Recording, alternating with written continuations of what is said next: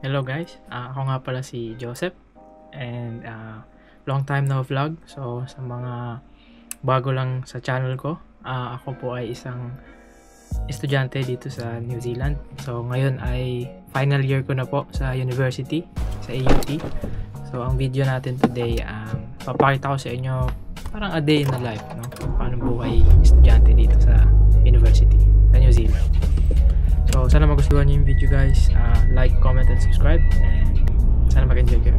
So ganito po ang biyahe natin papunta sa school. Iniiwan ko po sa bus station yung aking sasakyan kasi mas matipid po kung tutuusin kaysa mag-drive po mula North Shore hanggang sa city. Mas makakamura po kung tayo ay magbabas. So ayan, nagpe-pre-book ako ng parking sa Albany Park and Ride. Meron silang pwede nyong i-book ahead of time. So, I think $9 yun. Then, doon ko iniiwan yung sasakyan.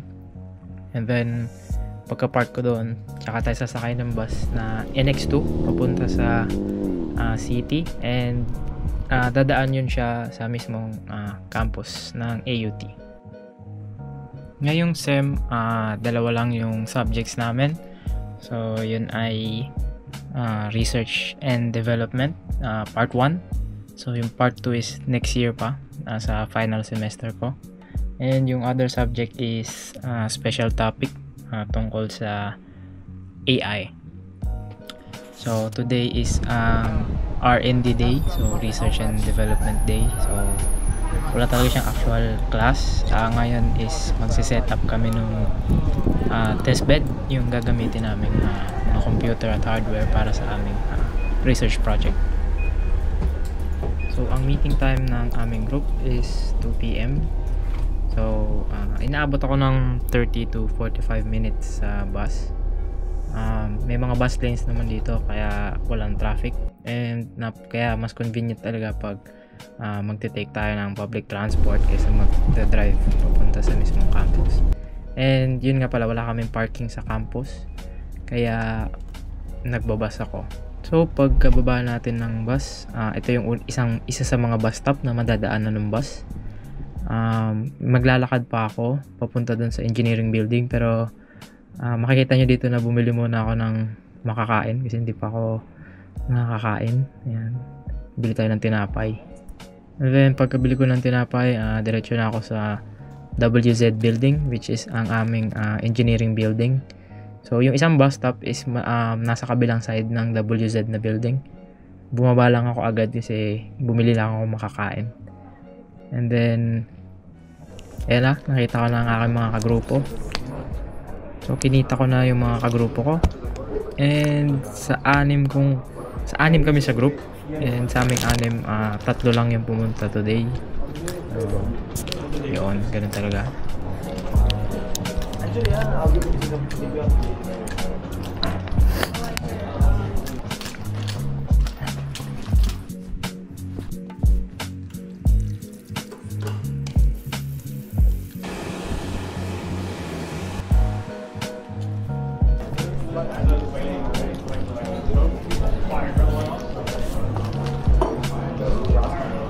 Ang purpose talaga ng meeting namin is kolektahin yung mga computer na gagamitin namin, yung lahat ng hardware, pati software para sa aming research project.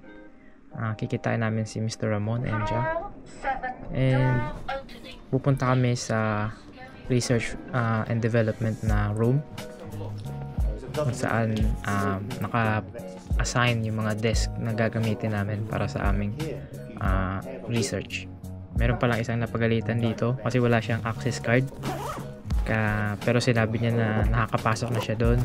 Pero wala nga daw siyang access card, which is bawal nga. Kasi may rules dyan na bawal pumasok pag walang access card. So nagkaubusan nga ng hardware. Marami palang groups na katulad ng sa amin na need din ng iba't ibang computer. Because one, I don't see all my orders, and two, I don't see a stack. Oh wait, is it this one? And ginagawa na siya ng paraan ng technician kung ano magiging solusyon. Alright, let's have a look. So Maver's group, no. Clayton, James Stock. Oh, so I might have run out of machines. I think I can actually get Clayton to give me his machines. Clayton's machines are these ones here, and they use one AUT machine and actually I think they use both AUT machines. Those two there. But I have to talk. Right, okay, let's go down. So akyat baba kami dito kasi figure out nung IT technician kung anong magiging solusyon kasi naubusan kami ng computer.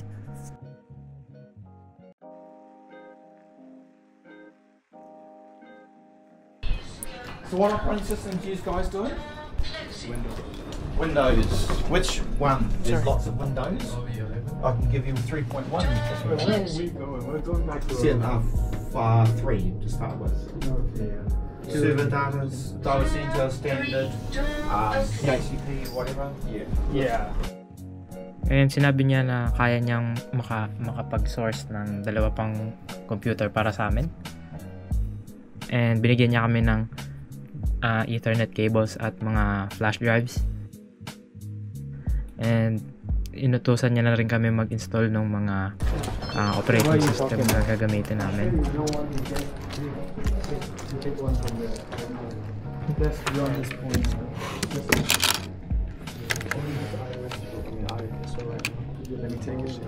I don't have the access. Oh shit. We've been out here multiple times and around. I've never had the access card. So. Okay, so we get Rufus, portable Rufus thing that, and also We're gonna do the Azure thing, right?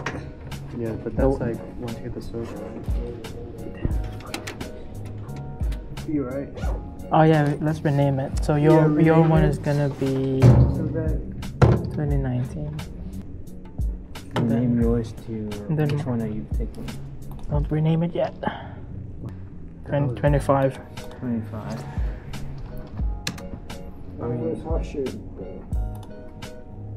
So, ayang nakikita nyo sa labas is yung kabilang university, University of Auckland. So, across the street lang sila mula sa AUT. And after ilang oras ng aming pagda-download at setup, nandito na yung mga computer na gagamitin namin. And nag-install na rin kami nung Windows Server operating systems na gagamitin namin. And ngayon is ginagawa na kami ng admin accounts kasi kailangan i-disconnect sa AUT network yung mga AUT computer na gagamitin namin. Kasi local network lang yung aming pwedeng gamitin, which is yung para sa aming project. Computer management. You're good? It's all plugged in hard? Cool. Going. What'd you take the cable for? No, wait, no. I got the cable from upstairs. From Downstairs. So did not bring a cable? Yeah, you brought a cable up, didn't you? Yeah. Yeah. How would Yeah, you it'll be automatic updated do. that Oh yeah, there's no we'll network? do an automatic update. Where's this going to? Oh, there we go. The back wasn't quite plugged in. You can go into edit your network, go manage, manual, IP4 on, right? I would do the preferred DNS being the machine that it plugs into, server it plugs into, okay? And then after ng software installation and ng account creation, decide na kaming umuwi and itutuloy na namin siya sa aming next meeting.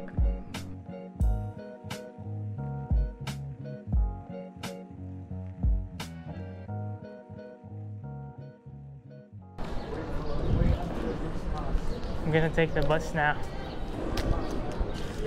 See you next week.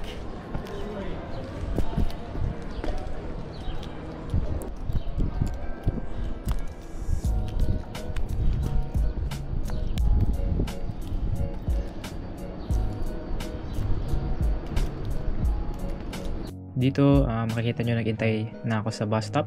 So itong bus stop na to is pabalik na papunta sa Albany Bus Station. NX2 pa din siya. So same time, and usually mas busy to kasi lalo na gantong oras, madami pong nag-uuwian and sabay-sabay.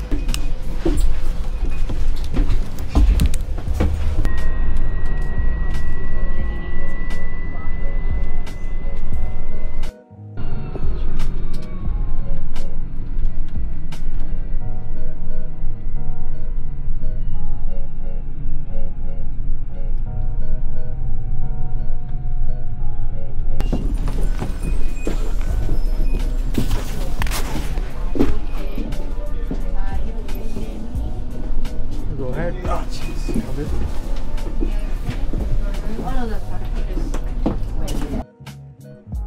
Then pagdating natin sa Albany Bus Station, lakad ulit tayo papunta dun sa parking lot na ating binook, and tayo ay pauwi na ng bahay.